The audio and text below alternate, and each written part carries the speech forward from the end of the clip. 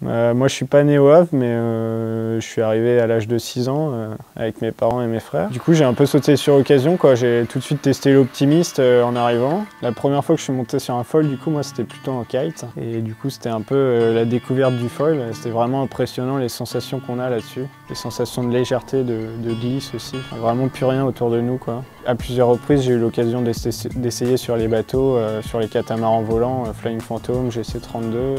Et là on a vraiment l'impression de faire un sport à risque un peu, quoi.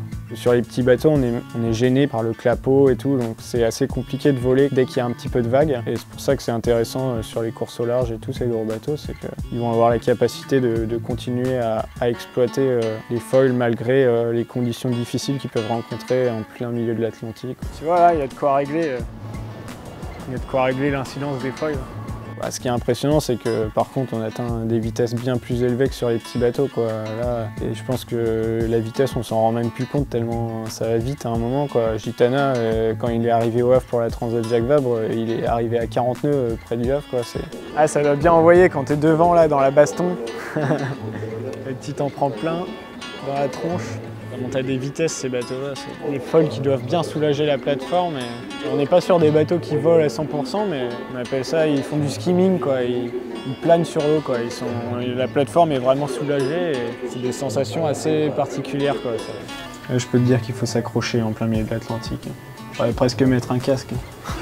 Peut-être qu'un jour, hein, sur un beau bateau volant, une petite transat Jacques Vabre, ce serait pas mal. Hein. Moi, quand j'y vais, c'est surtout pour observer les bateaux, quoi, observer les dernières machines. Là, il y a Gitana qui vient de sortir de construction. Du coup, je pense que je vais passer le voir pour observer attentivement, quoi, parce que c'est des machines technologiques aussi, et c'est ça qui est passionnant dans ce sport. Ah ouais, j'aimerais trop avoir un poster pour ma chambre.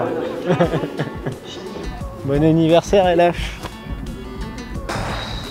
Déjà là, direct, tu sens la puissance du bordel, quoi. Franchement, c'est magnifique. La taille des coques, là, c'est incroyable de réussir à faire voler un bateau de cette taille, quand même. Ah ouais, faut se mettre à 100 mètres, quoi, pour que ça rentre dans l'objectif. Waouh! Donc voilà, le sport continue à évoluer et ça fait super plaisir. Ouais, petite balade à la Transat, ça me permet de voir un peu tous les nouveaux bateaux. Mazette! L'organisation a l'air d'être bien rodée à chaque fois, quoi. Moi, je connais pas mal de gens qui font rentrer les bateaux dans le port. Enfin, toute la préparation de la Transat, c'est... chapeau, quoi. C'est un bel événement pour la ville et ça fait plaisir parce que ça fait bouger la ville, quoi.